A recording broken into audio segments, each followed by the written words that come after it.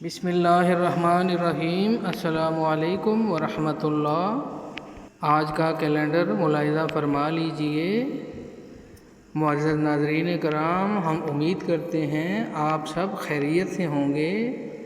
اللہ تعالیٰ سے دعا ہے آپ سب کو اپنے حفظ و امان میں رکھیں، صحت و تندرستی اور ایمان والی زندگی عطا فرمائیں۔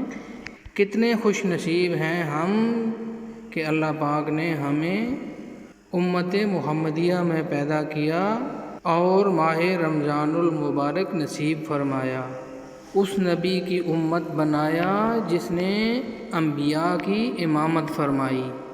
پیارے نبی کریم صلی اللہ علیہ وسلم پر درود پاک کا نذرانہ پیش کرتے ہیں۔ اللہم صلی علی محمد وعلی آل محمد کما صلیت علی ابراہیم وعلی آل ابراہیم انک حمید مجید۔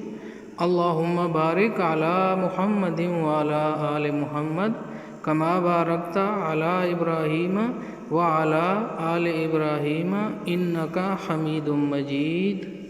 رمضان المبارک کی طاق راتوں خصوصاً 23، 25 اور 27ویں رات کو شب قدر کا امکان موجود ہوتا ہے۔ حضور صلی اللہ علیہ وسلم کی تعلیمات کے مطابق تم میں سے جو کوئی شب قدر پائے تو یہ دعا پڑھے: اللہم انک عفو تحب العفو فاعف عنی، اللہم انک عفو تحب العفو فاعف عنی۔ اے اللہ تو درگزر کرنے کو پسند کرتا ہے، اے اللہ ہمیں بھی درگزر فرما۔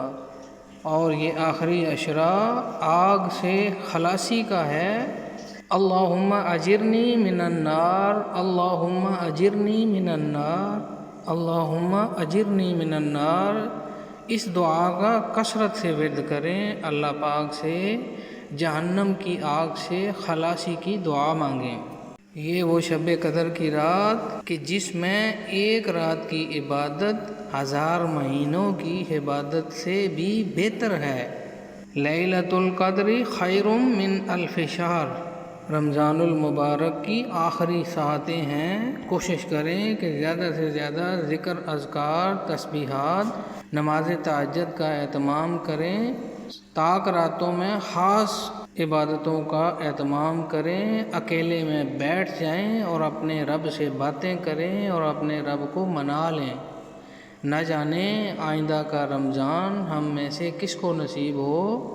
کوشش کریں کہ یہ رمضان ہمارے لیے ذریعہ نجات بن جائے اور ہماری بخشش ہو جائے، اور اس رمضان کے صدقے ہمارے صغیرہ کبیرہ گناہ معاف ہو جائیں، اور آئندہ کی زندگی میں بھی ہم ایسے ہی اعمال کریں جیسے کہ ہم رمضان میں کرتے تھے۔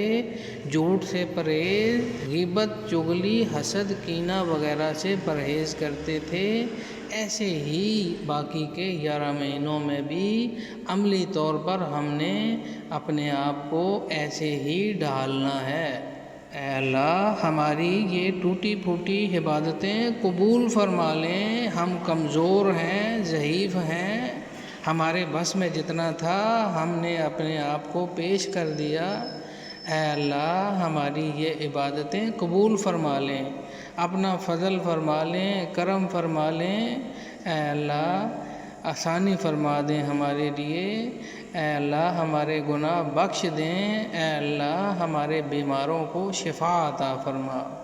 اے اللہ روحانی جسمانی بیماریوں سے شفا عطا فرما دیں۔ رمضان المبارک کا آخری جمعہ ہے، کوشش کریں زیادہ سے زیادہ اہتمام کے ساتھ بر وقت نماز کے لیے پہنچیں، صلاۃ تسبیح پڑھنے کی کوشش کریں، اور سورہ کہف کی تلاوت فرمائیں۔ سورہ کہف کے فضائل میں ہے ایک جمعہ سے دوسرے جمعہ تک نور ہی نور ہے۔